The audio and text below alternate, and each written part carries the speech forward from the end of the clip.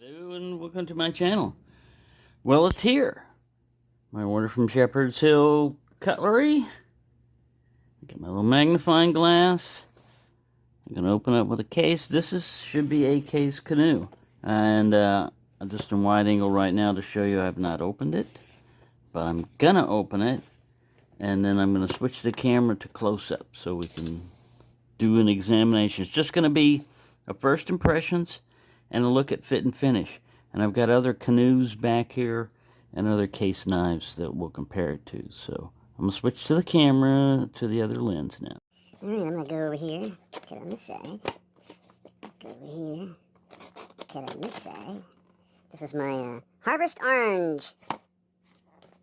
It's October. I like Halloween. Pumpkins and scary skulls and all that other stuff. Alright, peanuts. Bag full of peanuts. Let me get them out of here. I want to put them in there. I gotta put them somewhere. I'm gonna pull them out. Get out of there. Peanuts. Get your peanuts out of my way. Alright, got an invoice. I'll get that out of the way. I'll put a box up here.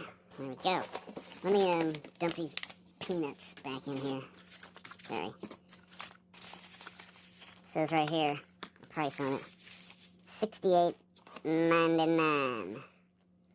That's as close to $69. Why didn't you just put 69? It's a much better number than $68.99.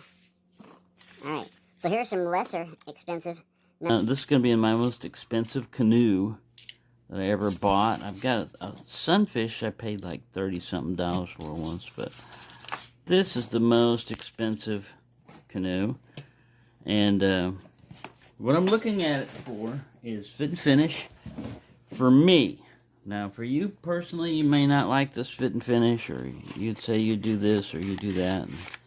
This is just me. Now, I didn't leave any special notes. You can leave a note, saying, please make sure blade centering is perfect. Please make sure fit and finish is perfect. Give me the best one you got in your whole factory. All right. I didn't do that. I just didn't leave any notes on there. I just said, give me one. If you got one, give me one. And here we come. Ooh, I like this already. Ooh, yes, I'm liking it. Yeah. Now, we'll get the product number right here. Chrome Vanadium. This is the Amber Bone Peach Seed Jig Canoe. And this is one case where there's a blade etch on it that I like, that I'm happy with. Now, let me look at that up close. Oh, we're supposed to look at fit and finish. Well, I want to look at this blade edge first. See, you got an Indian in a canoe, traditional canoe paddling.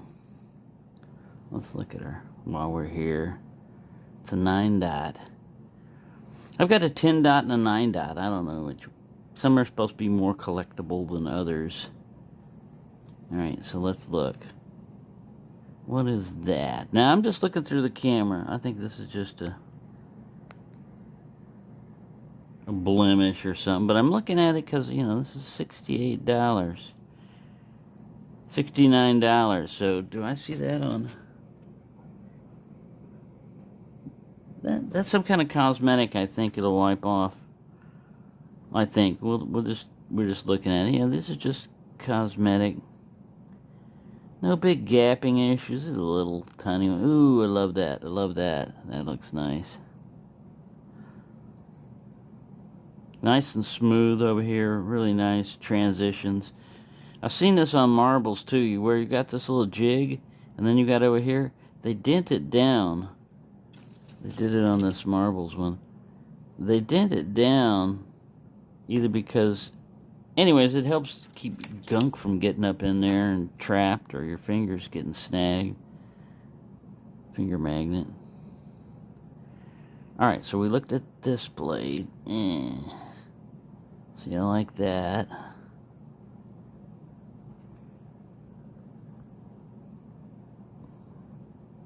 Oh, that can be polished out.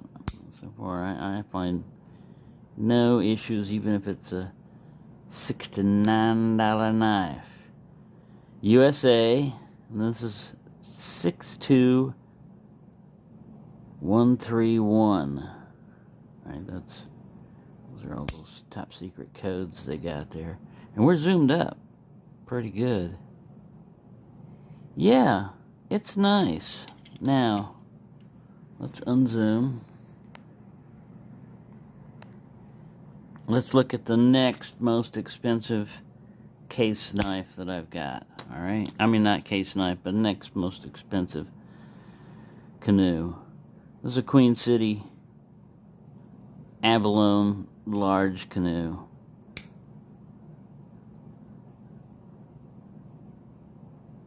It's not $69. I think it's like, it was like $28. It's about half price. Notice no big offending R because it's Queen City. And you got just over here Queen City. Now, it is made in China. But I mean, look at that handle. I love abalone. Alright. So, let's compare the case. I'll unzoom. I'm just looking at, like fit to finish, price, value, all this other stuff. Is it worth, some of these you can get pretty cheap.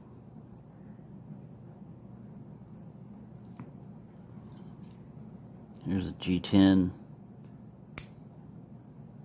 canoe. So we'll just set it in there. Now, one of the things I noticed right off is these bolsters are flat and highly polished. These are rounded and not as polished. So already they're doing something a little different there. This blade, it's not a decal, I don't think. Let me look at it up close. I think it's a laser etch. I think it's just like this guy. It's that kind. So that's good because it's going to be more durable than the one that was on the Tony Bose one here. That one just peeled right off. So it's my tribal lock. Alright, this guy started off white. And it was an experiment to see if white of a traditional knife, because I knew other non-traditional knives with removable scales and everything, people would dye them all the time. And I thought, well, how would you do that on a knife that's already built? I thought, well, it's just water. It's just warm water, and this is bone. It's not plastic. It should be all right. So I dropped it in, and at first this was blue. I made a blue one out of it. And then I was wondering, well, how durable is this stuff? It's a dye, but will it scrape off? Well, yeah, you got to really scrape it off. It doesn't just come off on your hands. You have to scrape it off. So I scraped it off, and then I had a kind of like a light bluish white bone knife, and I thought, let me try orange. Because it's an inexpensive knife. So I tried orange, and I like the way orange turned out. I was going to experiment with brown, but I like the way orange just turned out on this one. And this is the older, horseshoe tang stamp with no half stop. Not a really strong spring on it, on that one. But it has the stamp on both bolsters there. I don't know what the model number is. I think it wore off. But yeah. Alright, so this one was probably like about $10, $15. So, out of all these guys here, and of course you can go for an Imperial one. This is a cracked ice Imperial Charade, the Imp 11. Got a nice lock up to it and everything. These are fairly inexpensive. Alright, so as a knife, if you're a knife collector, or if you're just going after a certain one, then yeah, Case has got, the value in it for, it's been in the business for a while. Quite a bit longer than Rough Ryder has. Rough Ryder's got the advantage of they make a pretty good knife for a pretty low price. And they do a pretty decent job. Queen City, same way, does a pretty decent job of fit and finish.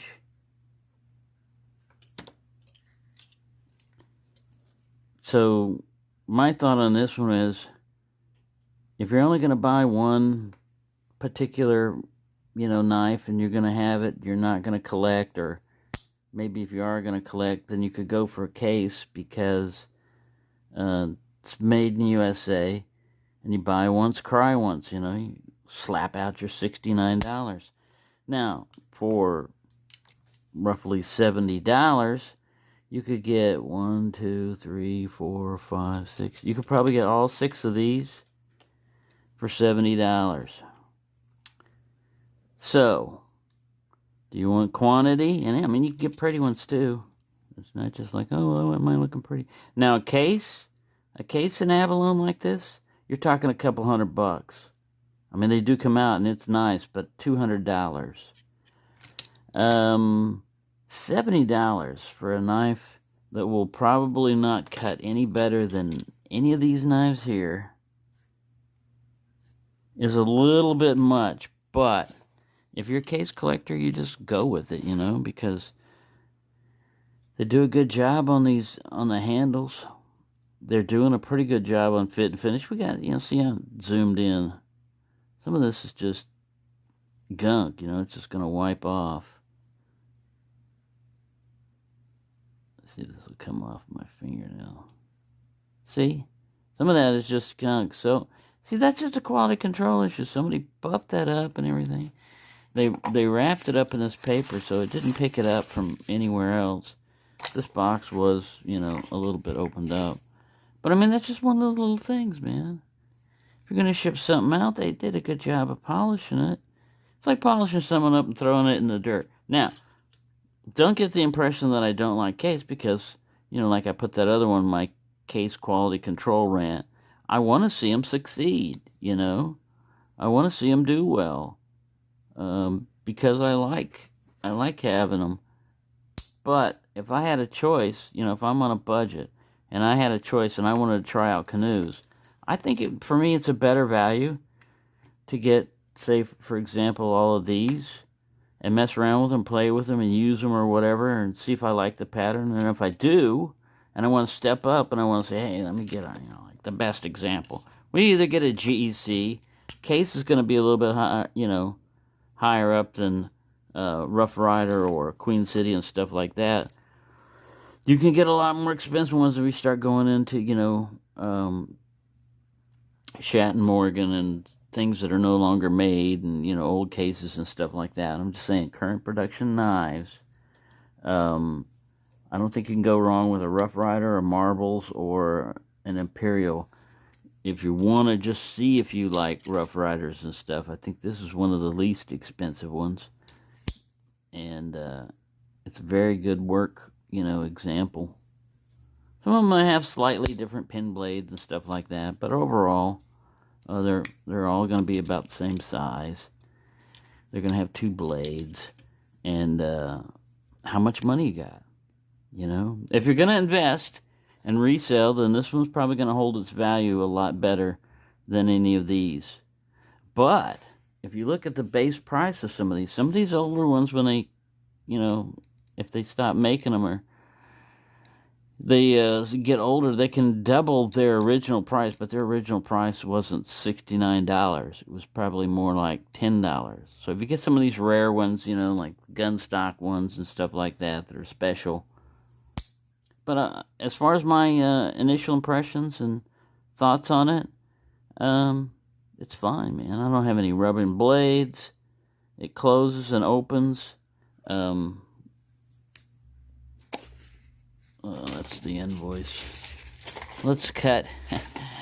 We'll bring this woman in here. She's got some kitchen knives behind her. One of the knives jumps out. Don't do this! Kids, don't do this. It's home. It's sharp. Cut her shoulder off. It was an accident. It was nice. All right, let's play with the paper dolls. Saw them in half. Yeah, it needs a little stropping. I mean, it'll cut. Cut his legs off. It'll cut. But, yeah, it could use a little stropping. Let's look at the edge. And then we'll be finished with this. Just do a little quickie review. Edge grind looks good. Wait a minute. You see where it was dull. Grabs the paper a little bit, but nice etching.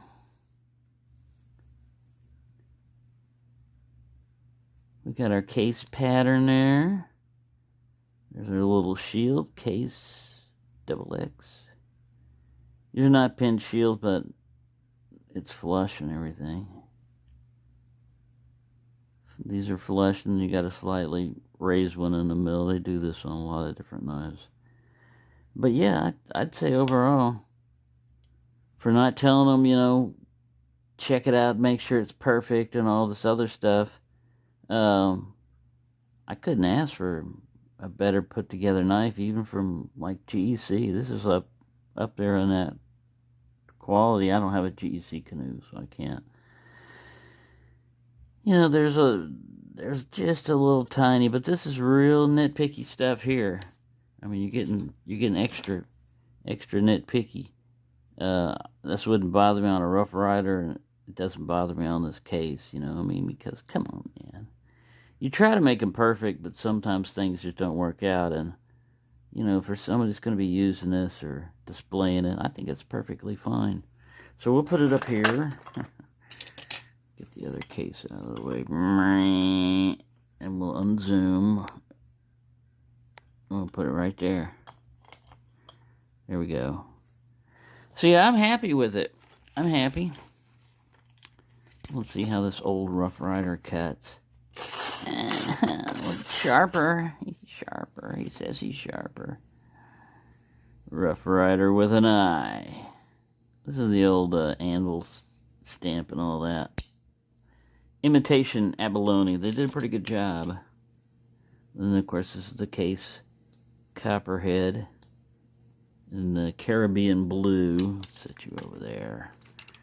And get you over here. Oh, we didn't use this. Oh, and I want to say, I did my laundry the other day, and when I was in the dryer, I heard this thunk, thunk, thunk, thunk. And you know how it is. You stop it, and you look, and you can't find out what it is, and you keep hearing it, and you know it's not normal.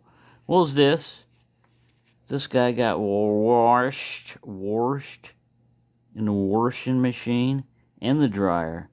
So, you know, you may look at it and say, oh, that's just a little inexpensive little pocket magnifier. It's pretty durable. It made it through a wash and dry cycle and didn't crack it, didn't split it, didn't do anything to it. So one of those is going to be included in the Warthog giveaway, which we'll be doing that video fairly soon. So thank you for watching, and have a nice day.